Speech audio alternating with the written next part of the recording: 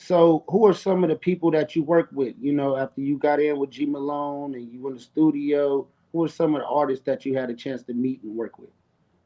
Shit, been around G. Shit, I work with him, of course. I work with Bishop Lamont. I work with Problem. I work with Joe Moses back in the day, Nip, Tiger, Ty, shit, Paul Wall, Mack Man, when G was over there with Cash Money. Man, I work with a lot of people, bro. Shit. That was the early days. Man, that was Yes. before people was even cracking. The whole TDE, they still family to this day. So I work on every TDE artist, Schoolboy, JayRock, Kendrick, Absol.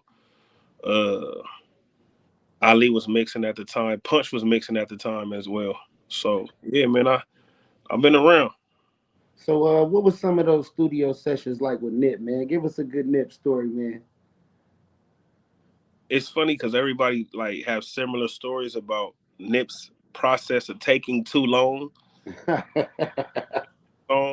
So well, it's gonna be in Nip's documentary whenever Black Sam decides to put it out. But I'm the one who actually introduced Nipsey and Joe Moses. So me and Joe Moses was doing a lot of work together. He wanted to do a record with Nip. I said, "Don't trip, I'll be right back." I drove to the '60s, happened to see Nip where he was, Crenshaw Slauson in the shopping center. Big U was there at the time, and by me being from the East Side, I just wanted to make sure I went through protocol. Right. So by me being in the middle, if anybody know about LA gangbang politics, you know, Nipsey is part of the neighborhood Crips. I'm a part of the gangster Crips. Right. So and Moses part of VNG. So like the song, if it would have did what it was supposed to, it would have been a multi-million song, like just for the city of VNG, a person with gangsters off the east side, and Nipsey being a neighborhood. So I asked Big U, he said for sure. Small world, he ended up dealing with Joe Moses' father anyway, back in the day, during their time. So he thought it was cool. So took Nip over there before we got out the car. Nip was like, "Man, you sure they gonna trip?" I'm like, "Look, bro, niggas is fans. I know niggas hate to be called fans, but niggas is fans, bro. They actually want you." I said, and if they trip at the end of the day, it's crip. If they trip on you, they Right. got me. So we start laughing. We walked in. Of course, you could feel the tension in the beginning. Nip going to booth, does the most classical verse that back then he used to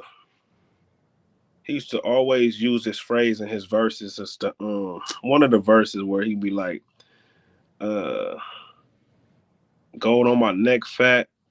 Oh yeah, some S hat, gold Yeah, on my neck, fat. yeah, Neighborhood, I rep that. yeah. That, Yeah, like I yeah. silence when he walked out the booth. Niggas look. Then niggas was just like, "Nigga on Bloods, that shit was hard." Ha ha. And everybody started shaking each other's hand, introducing each other and all that. And it was love ever since then. We tried to shoot the video, but it was just hard trying to keep our homies from being disrespectful. You feel me? Right. So like the video never got done. Like we all like I went to everybody's section because I was able to do that. Right. But when I was with the VNs, it was hard for them to keep that this in the neighborhood sign. And when I went to the neighborhoods, it was hard for them to keep this in the VN sign. So it was just like it was too much.